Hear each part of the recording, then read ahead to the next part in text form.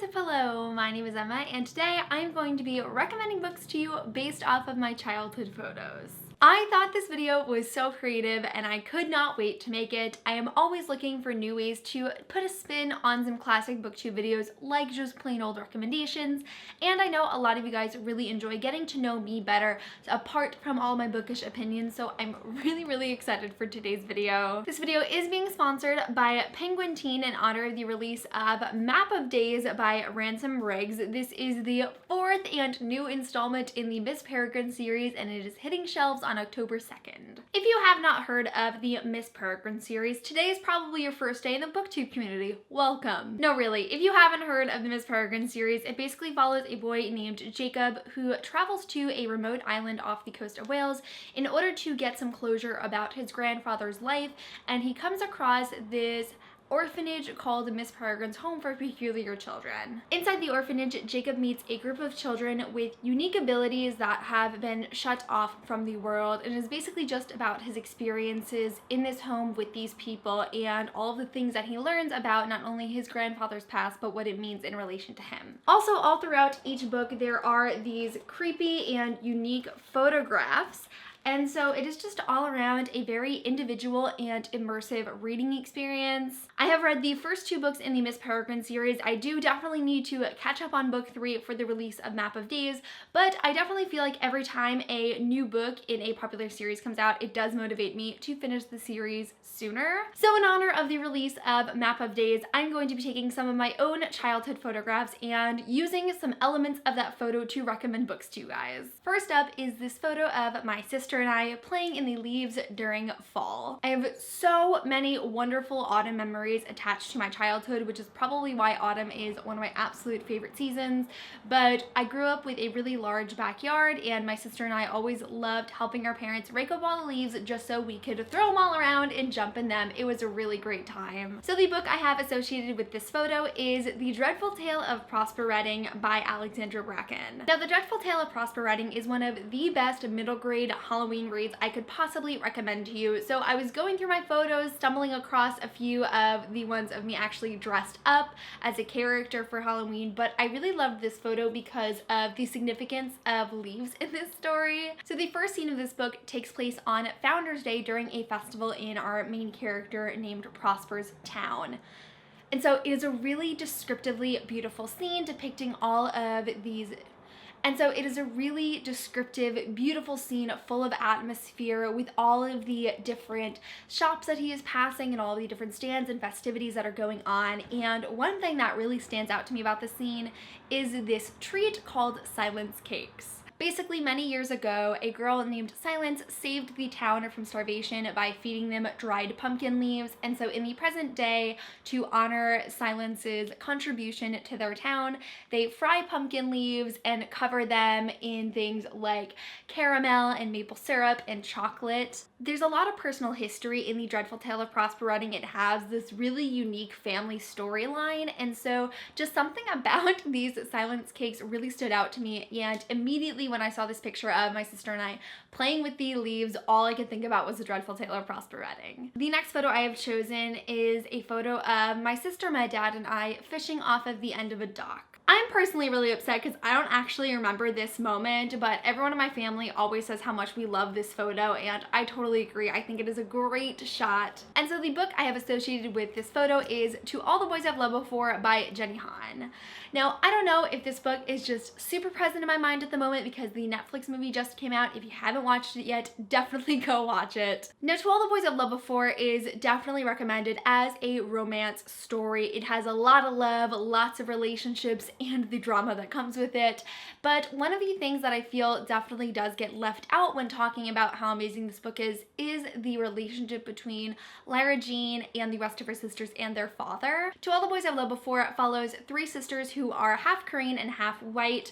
They are raised by their white dad after their mom had passed away, and so they just really have a unique dynamic that I find so wonderful. This story definitely stands out for the way that it really focuses on on a strong family system.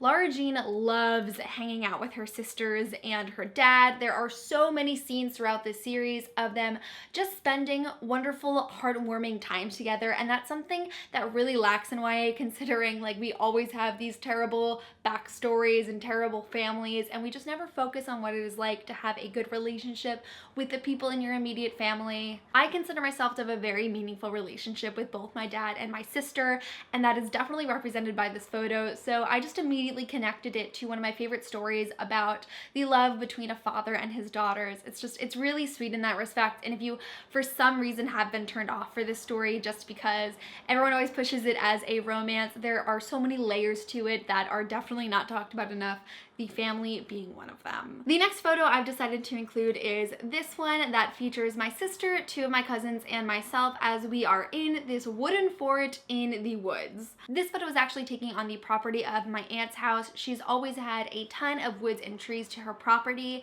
and growing up there was always this wooden fort that we would travel to. We would just bring a bunch of snacks. You can see me eating goldfish in the photo, and we would just hang out there and play all day, and they are such great memories. So inspired by that photo, I'd like to recommend to you The Darkest Part of the Forest by Holly Black. This is a book I have not talked about in a while. Wow. Not only does this photo relate to the title and the fact that it was taken in a forest, but I really feel like the ambience of this photo applies to the atmosphere of this book. Holly Black is a really phenomenal writer, and one of the things I think she does best, particularly with her fairy stories like this book, is the imagery it produces. It's just like watching a movie in your head, and that's definitely one of the greatest things I remember from this story, is just how perfectly I could see every ounce of this story. If you're in the mood for a dark urban fantasy story with a really gripping setting, I would definitely recommend picking up The Darkest Part of the Forest. The next photo I picked out is this photo of my family at Christmas.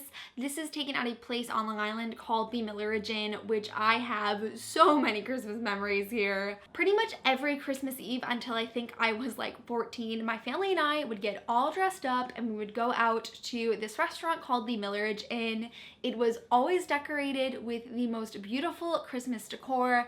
There were carolers that just went around all of the different rooms singing Christmas carols. They had these delicious fluffy bread things called popovers. Oh my god, I could eat like 7 of them in one night. And then after we ate our dinner, we would walk over to what was like a little Christmas village. So there was like an ornament shop, there was a fudge shop, there were just all of these different little places to walk around and buy things that were all Christmas themed.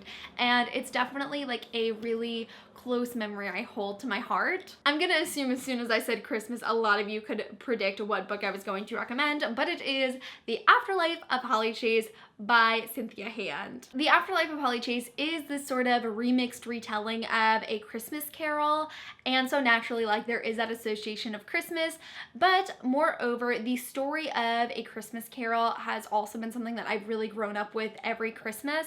I'm sure some of your moms out there have bought the little Christmas villages that go underneath the tree, and my mom was obsessed with having like everything she could that was related to A Christmas Carol. So around the time when we were getting ready to go to the Millerage Inn and we had all of our plans, we would also be setting up the Christmas village underneath our tree. I remember watching the Mickey Mouse version of A Christmas Carol. My mom also always loved having Christmas books out, like children's Christmas stories, out for us to read all throughout the holiday season. So just like this story overall has been greatly associated with Christmas, as has the Millerage Inn for me. The Afterlife of Holly Chase is just amazing. I have literally been waiting to reread it since I finished it last December. I cannot wait. I am counting down the days to reread it again. It's just a really wonderful, unique retelling that is unlike any other YA book out there, and I love it so much. The next photo on here is of my mom, my sister, and I roasting marshmallows one year when we went camping. Another big tradition of my family's was we went camping a lot when I was younger. Every summer we would dedicate like a week to going camping either in upstate New York like Lake George, or we would go to this campground called Drummer Boy in Gettysburg, Pennsylvania.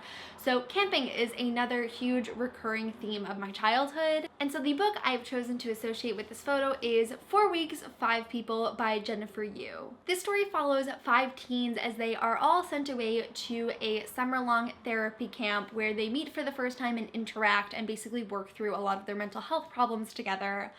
I loved this book so much. You guys know I love my mental health fiction, and this is definitely a story that really stands out to me. This book follows a girl with obsessive compulsive disorder, another girl with depression, a boy with an eating disorder, another boy with narcissistic personality disorder, and finally a boy with borderline personality disorder and dissociative episodes. So already this book does focus on a lot of mental illnesses that I feel are not as represented in young adults, and even some intersections that I just feel are very much ignored when it comes to media portrayals of mental illness. So this book tackles a lot of serious issues in this sort of wilderness camp setting. There's a lot of nights where they are sitting around the campfire talking to each other during therapy. They also like to go off on their own and go on hikes to this specific place where they can really just be independent from everyone else. And it brought back a lot of memories of camping, which I hold very highly in my head, and I just think all around it's a really, really amazing, touching story. Alrighty, so that concludes my video on recommending books based off of some of my childhood photos. I had a great time doing this, and I have so many more photos out there, so if you guys would like me to do another childhood photos book recommendations video in the future, definitely let me know. Do not forget that Map of Days is being released on October 2nd, and if you are a fan of the Miss Peregrine series, or if you haven't started it yet, it is the perfect time to. In the comments below, definitely tell me a distinct childhood photo that you have, or just a childhood memory, and one book you would recommend based off of something related to that time. I think there's so many different creative ways to take that prompt, and so I'm really excited to see what you guys come up with. But that is it for this video. Thank you guys so much for watching, and I will see you soon for a new one. Bye!